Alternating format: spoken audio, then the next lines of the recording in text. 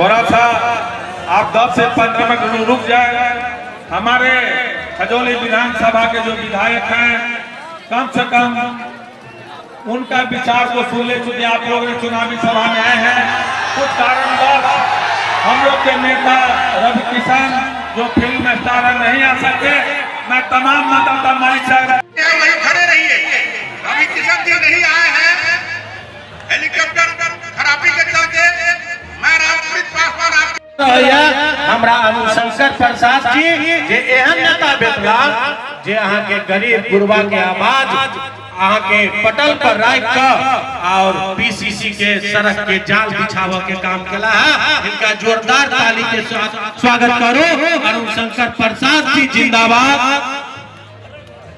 सब बुझा रहा है कि खा कर नहीं आयल छी, करी जोरदार ताली से स्वागत करिए। हम बता दी दुए तीनटा शब्द हम बाजा। एक तरफ राहुल के एक तरफ तेजस्वी के आई सबसे जे अहाँ के आश्वासन होय छै, झूठा आश्वासन होय छै। ध्यान देबै, वो कहलखिन एक तरफ आलू घुसाइए और दूसरी तरफ से सोना बनेगा।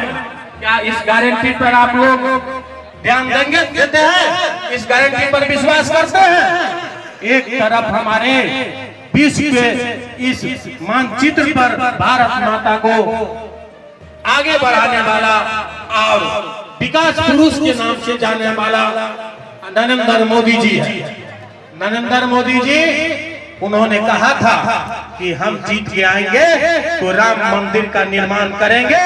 उन्होंने राम मंदिर के विशाल मंदिर बना करके आप लोगों को दर्शन कराने का भी काम किया। ये विश्वास का काम होता है। दूसरी तरफ जो तेजस्वी जी है झूठ का प्रचार कर रहे हैं, वो अभी नया एक झूठा वादा किए हैं। उनका यह कहना है कि हम हर गरीबों को एक खिलाफ हर बार राजनेता खड़े होते हैं, इस बार कोई राजनेता नहीं है। आज माफिया सरदार एक जो मुखिया रहा, उनकी माता मुखिया है, उनके पिता मुखिया रहे और 15-20 साल तक एक पंचायत का मुखिया रहने के बावजूद कहीं कोई विकास आप जाकर देख आइए बैरा के अंदर हुआ हो जो दिखता हो।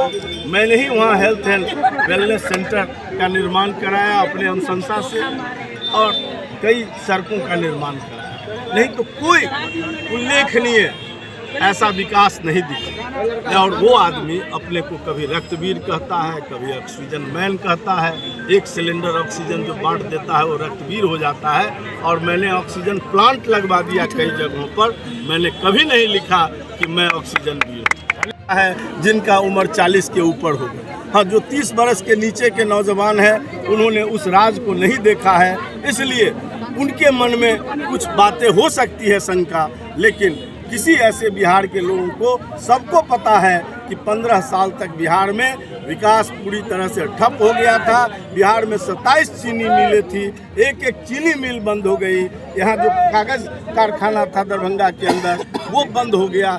सब प्रकार के उद्योग धंधे बंद हो गए।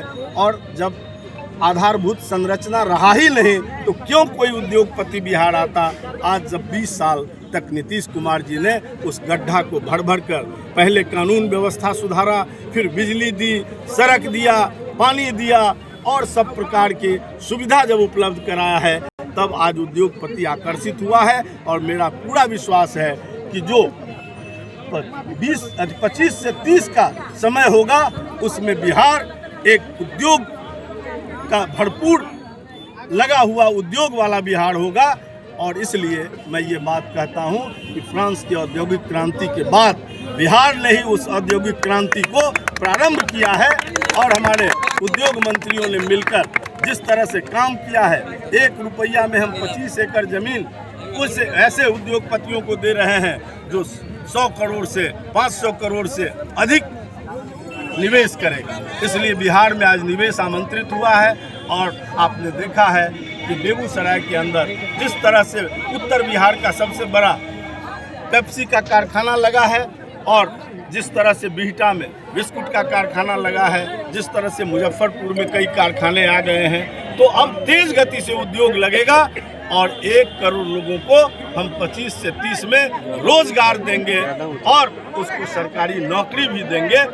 केवल सरकारी नौकरी नहीं, रोजगार जो बना हुआ है 2/3 बहुमत से बिहार के अंदर फिर से एनडीए की सरकार बनेगी और जो विकास की रफ्तार है वो थमेगी नहीं और जनता थमने नहीं देंगी। ऐसे किसी लोगों को नहीं आने देंगी जो विकास की रफ्तार को रोके, जो विकास को विनाश की ओर ले जाए। और तेजस्वी यादव घर घर नौकरी देने की बात करते हैं। आपने देखा है कि उनके पिताजी ने जिनको भी नौकरी दिया रेल मंत्री रहते हुए उनकी ज़मीन लिखवा दी। तो यही अब बिहार का होना बाकी है कि सभी लोग अपनी ज़मीन दे दे तेजस्वी यादव को और नौकरी ले ले, यही हो सकता है। अन्यथा बाकी ये खाली पुलाव दिखाया जा रहा है, ये सब्जबाग दिखाया जा रहा है। बिहार की जनता और खजौली की जनता इस लोक लुभावन विषय पर आने वाली नहीं है, क्योंकि आदरणीय नीतीश कुमार जी ने प्रत्येक परिवार की एक महिला को 10-10 हज़ार रुपये उनके खाते में ये 10,000 रुपये जो माफ हुआ, राजद वाले बोल रहे हैं जो हमारे आवाज़ उजागर करने से ये पीछे लिए। अरे वो आवाज़ क्या उजागर करेंगे? उनके तो माता पिता के राज में